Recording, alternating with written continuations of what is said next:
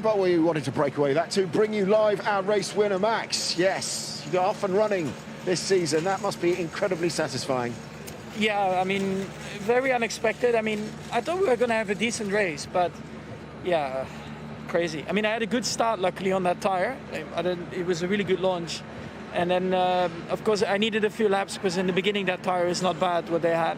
But then I could see them, dropping off, and I could see the blistering on their tires was massive. So I just tried to hang in there. Of course, first they told me to back off a bit. I was like, this is my only chance to fight them. So I was like, I don't think you used those words. I think you used slightly different words. Yeah, I'm not driving like a grandma. So even though my grandma is pretty quick in a road car, but anyway, it was, I was like putting the pressure on. They boxed, and basically from there on, my tires just picked up, and I had even better pace. So I just kept going. Even on my in-lap, I was going faster. But of course, I had a few cars ahead of me, so I think it was the right call to box. Our stop was not perfect, but then I was still more or less side to side with Valtteri. I had the tire advantage, so I got past. Then I was just managing the pace, and he started to pick it up. I picked it up. We boxed together again.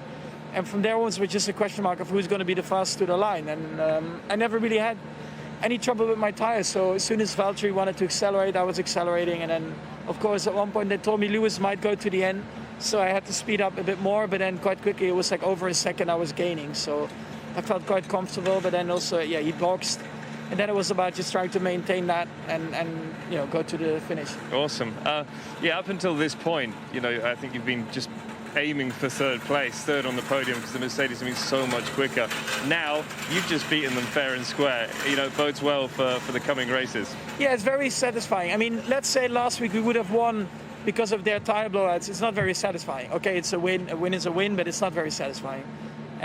Today was very satisfying because we did beat them on pace. Of course, you could see they were really struggling with tires, and of course I think overall the tires were a bit too soft for the track.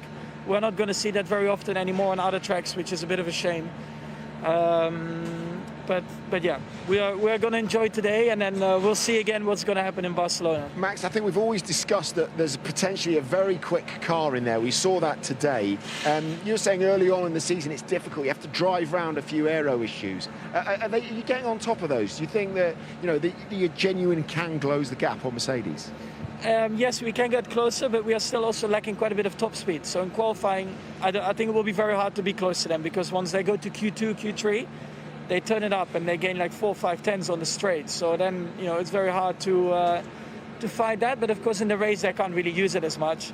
And then, of course, automatically it becomes a bit more, we become a bit closer to them, and we can actually sometimes put a little bit of pressure.